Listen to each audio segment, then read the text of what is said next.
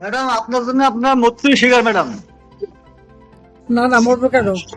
যারা না মারছে ম্যাডাম, তাদেরকে মারতে হবে। আপনার জন্য ম্যাডাম, আমরা আপনার জন্য মৃত্যু শিকার আছি ম্যাডাম।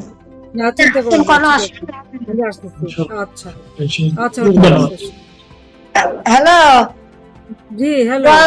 এই আমার এই ছেলেরা অসহায় ছেলেরা ডাকাতটা আসছিল, আসার পরে কিরা একটা বলে দিয়েছে দিল্লি 7 লাখ টাকা দাবি করছিল, তো আমরা দিতে পারিনি বলে আমার ছেলেরা বাড়ি এসে বিরাট মারা ধারা করে, বিরাট আধা মারা করে, পঙ্গু করে একেবারে বাজারে নিয়ে গেছিল।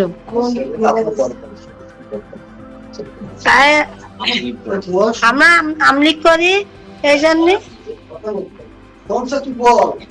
তাই এই জন্যই আমাদের মারা ধরা করে বিরাট বাড়ি ছাড়া ঘর ছাড়া, আমাদের বাড়িতে ঢুকতে দিচ্ছে না। বাড়ির মধ্যে প্রতিদিন আসছে, ঘরের মধ্যে যা আসছিল লুটপাট করে সব নিয়ে গেছে ওরা।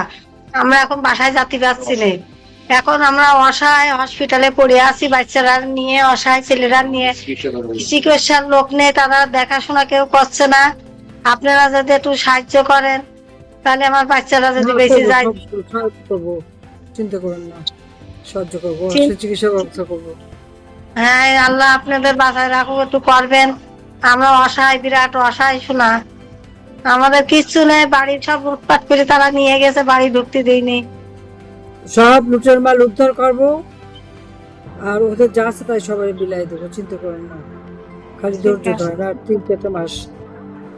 আর এই ছেলেরা একদম হসপিটালে পড়ে রয়েছে, তার চিকিৎসা করার টাকা পাচ্ছি না। ডাক্তারের যে টাকা দেবো, আজ এই 1 মাস ধরে এই হসপিটালে এসে পড়ে রয়েছি।